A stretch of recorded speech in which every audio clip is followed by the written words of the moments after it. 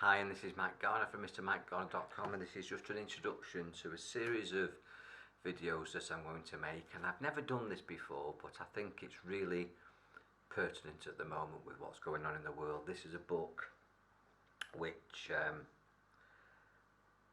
I found actually. I go hunting historical bookstores, old bookstores, and I found this book, and this is called Find and Use Your Inner Power by Emmett Fox.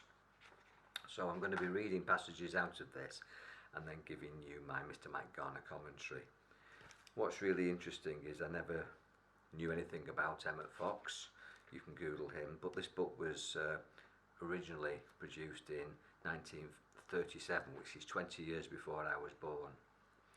And it actually says, to all men and women everywhere who believe that the will of God for man is freedom, health and harmony, and that these things can be attained by learning the laws of life and applying them. Knowledge is power.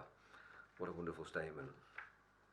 And I'm going to read the preface, which is like the introduction to the book. I've got my glasses on so I can read. I don't need glasses in for normal living, but for reading it helps me. So we're just getting introduced to this series, and I know this is going to be super powerful for everybody that's watching this, and thank you for joining me. But the preface, the introduction says this: the laws of thought are the laws of destiny. Whatever you believe with feeling that you can bring into your life, these little essays are intended to instruct the reader in the basic spiritual truth and to furnish material for short meditations. They were published once a week over a number of years. That's interesting, that, because I'm going to be doing this in a series of video presentations. The subjects are usually handled in a light and amusing style and often deal with familiar incidents in everyday life. Well, based on the fact that it was in 1936, it's everyday life in 1936, and my commentary will bring it right up to date. The reason for this policy is as follows. So this is his words. The writer has always believed that fundamental spiritual, philosophical and metaphysical truths could be stated in the plainest and simplest language. I couldn't agree with him more. So that any intelligent child could understand them.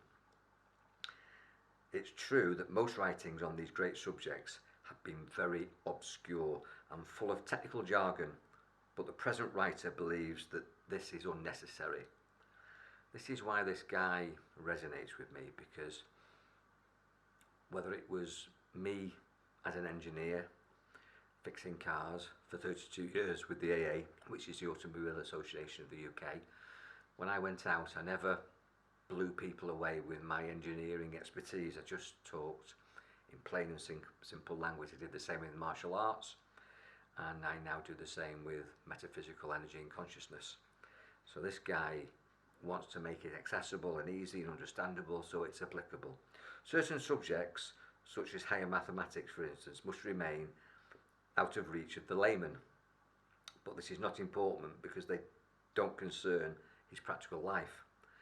The understanding of spiritual truth, on the other hand, is not only the concern of every man, but it is a vital need of life, and it must necessarily therefore be possible for him to obtain it in a form which he can use. In other words, it's no good knowing something if you can't use it.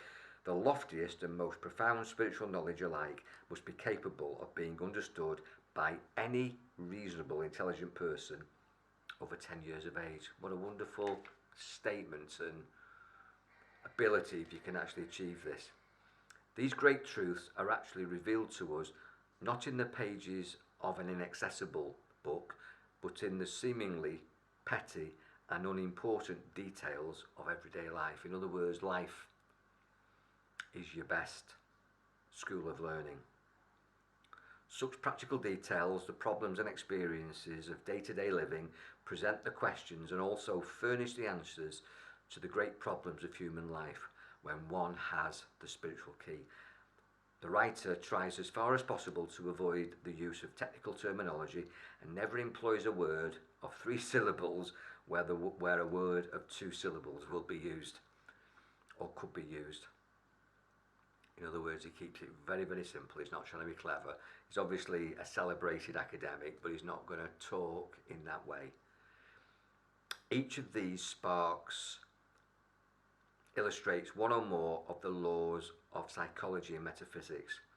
Try in each case to find out for yourself which is the particular law involved, and then see if you are using the law constructively in your own life. If you're not, you must change your habits of thinking without delay, for the laws of thoughts are the laws of destiny. So that's really powerful, isn't it? So I'll be teaching from this book.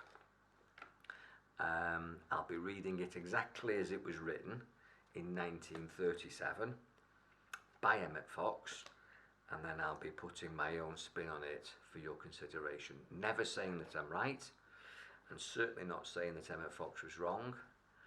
It's just up for your consideration, because you are your own best expert.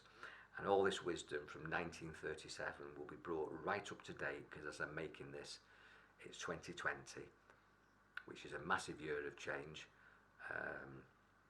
where lots of things are going on, and we need spiritual wisdom from all ages, in all descriptions: academic, non-academic, easy, complicated, metaphysical, physical, philosophical, theological.